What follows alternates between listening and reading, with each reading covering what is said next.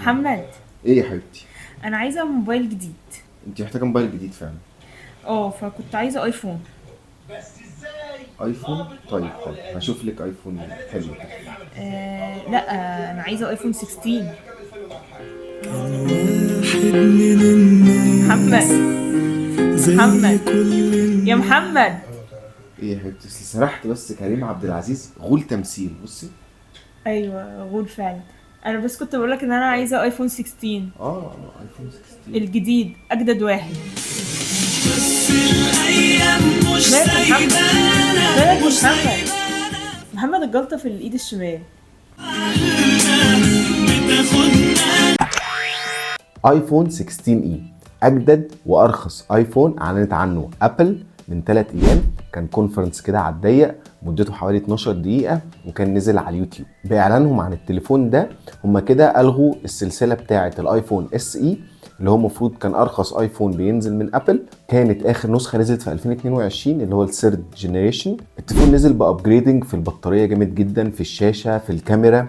هنقول كل حاجة بالتفاصيل في الفيديو ده. ونزل بسعر هم بيقولوا بالنسبة لهم ده أقل حاجة، بس أنا شايفه برضو إن هو يعتبر، أو بالنسبة لنا هنا يعني يعتبر في مصر، هو لسه في الفئة الغالية من التليفونات. هنتكلم على امكانيات التليفون وتفاصيله، وهنشوف دي صفقة ربحانة ولا خسرانة. اول حاجة هنتكلم على الاداء والبطارية. من ناحية الاداء فالتليفون جاي باخر شيب من ابل، اللي هي الاي 18، اللي هي نفس اللي نازلة في تليفونات ال16 وال16 بلس، ودي نقطة حلوة قوي من ناحية الاداء. والاول مرة ابل اعلنت عن السيلر مودم الجديدة اللي هم مصنعينها بنفسهم. في الاول كانوا بيجيبوها من شركة بره. السيلر مودم دي المسؤولة عن شبكة ال5G او شبكه التليفون بالاخص، واعلنوا عن ان المودم دي اثرت جدا في الباتري لايف بتاعه الجهاز، وادتهم 12 ساعه زياده. ومن الواضح كده ان هم كانوا بيستخدموها من الشركه اللي قبل كده كانت بتستهلك جامد من البطاريه، ودي انا شايفها اكبر ميزه في الجهاز اللي نزل ده. وانا شايف ان كان اكبر عيب بيقابل اجهزه ابل هي البطاريه، او بتدخلهم في تصنيع المودم وتوفير طاقه من البطاريه. وانا متوقع بالمودم الجديده دي الجنريشن اللي جايه هيبقى كفاءه البطاريه جامده جدا،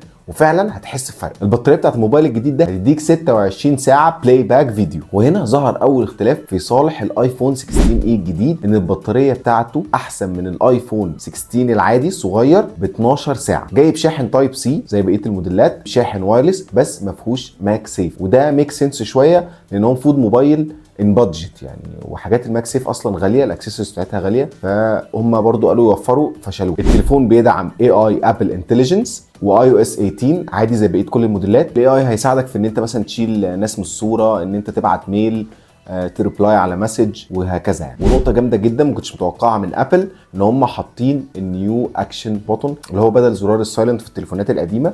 بس طبعا مع الموديلات الجديده كل ده اتشال وبقى زي زرار تاتش كده بس. وممكن تغير الاكشن بتاع الزرار على حسب ما انت عايز ايه، يفتح كاميرا، يفتح لك حاجه، يفتح نوت. وهنيجي بقى لاحلى حته في الايفون، الكاميرا وهي كاميرا واحده بس 48 ميجا بكسل، ده زي 16 وال16 بلس، بس الفرق ان هم خلوها كاميرا واحده بس من الكونفرنس الصور بتاعتها خطيره، هي زيها زي التانيين بالظبط. وبتدعم 2 اكس في الزوم، وفيها برضو بورتري مود ونايت مود، وتصوير الفيديو بيدعم ال 4K.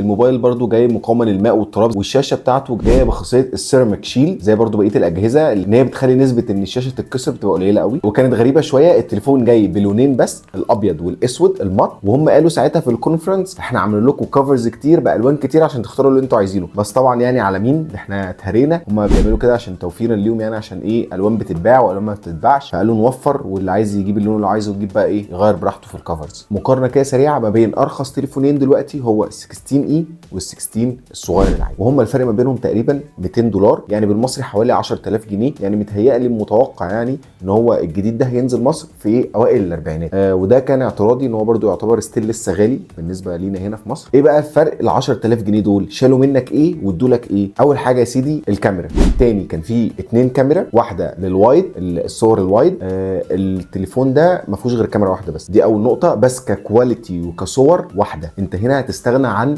الصور الوايد اللي هي 0.5. تاني حاجه وشايفها حاجه مش مهمه يعني، بس ممكن في ناس تفرق معاها، هو الماك سيف، ان انت مش هتعرف تستخدم الاكسسوارز بتاعه الماك سيف مع التليفون ده. وانا متهيألي اصلا الاكسسوارز دي مش مهمه عند الناس كده. الايفون 16 الفرق ان هو في الاوت دور الشاشه 2000 نتس، هو هيبقى البرايتنس بتاعته احسن شويه، بس برضو ال 16 اي مش وحش يعني، هو تقريبا 1500 حاجه كده، ده الفرق في البرايتنس لو انت في ايه في الاوت دور. في فرق برضو كده يعتبر انا شايفه مش مهم برضو، موضوع الايلاند. الايفون 16 في الايلاند اللي هو الشكل الجديد بقى بتاع الشاشات ده، اما الايفون 16 اي اللي هي النوتش القديمه خالص اللي هي كانت من اول ايفون اكس. بطاريه الايفون 16 بتديك حوالي 22 ساعه، اما الايفون 16 اي بتديك حوالي 26 ساعه. وهنا نقدر نقارنه بالفئه الاعلى اللي هي 16 بلس اللي هي بتديك حوالي 27 ساعه. وهنا بقى النقطه الفاصله، انا من رايي دايما ان البلس او عامه البرو ماكس، عامه الاجهزه الكبيره من ابل، انا شايف اللي هي اكتر اجهزه قيمه مقابل سعر، لان البطاريه بتيجي بعد سنه من الاستعمال بتلاقيها هبطت معاك وخلاص بقت على طول ماشي بباور بانك وتعبان. اما لو انت معاك التليفونات الكبيره لا، هتلاقي الموبايل ممكن يقعد معاك سنه او اكتر من سنه البطاريه لسه فيها روح، وده عيب الاجهزه الصغيره من ابل. اما التليفون الجديد ده علشان المودم الجديد اللي هم عملوها دي فحسنوا اداء البطاريه، فبقى بيديك بيرفورمانس زي الاجهزه الكبيره. وعشان كده في اول الفيديو انا قلت لكم ان الجنريشنز اللي جايه من ابل هتبقى كفاءه البطاريه او اداء البطاريه حلو جدا، وهناخد بالنا فعلا من الفرق. انا رايي لو انت كنت هتدفع حوالي $800 او هنا في مصر مثلا هو في اوائل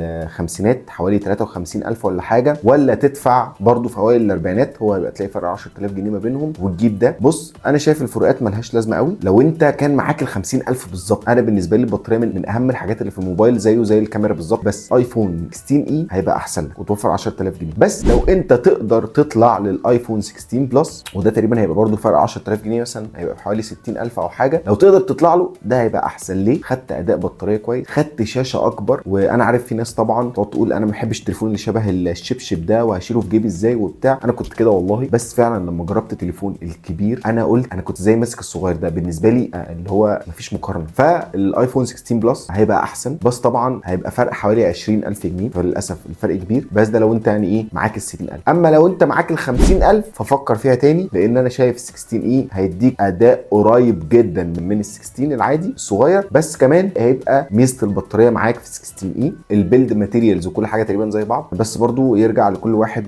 ورايه، ارائنا كلها مش زي بعض. حاولت انا في الفيديو اقول لكم المميزات والعيوب في التليفون ورايي في الفئه دي، الفئه السعريه دي، صفقه ربحانه ولا خسرانه. الصراحه حاسسها صفقه ربحانه. انا محمد الصاوي، واحنا هنا في اينوكس بنتكلم على كل حاجه تخص التكنولوجي، ولو عجبك الفيديو اعمل لايك وسبسكرايب واستنانا في فيديوهات جديده.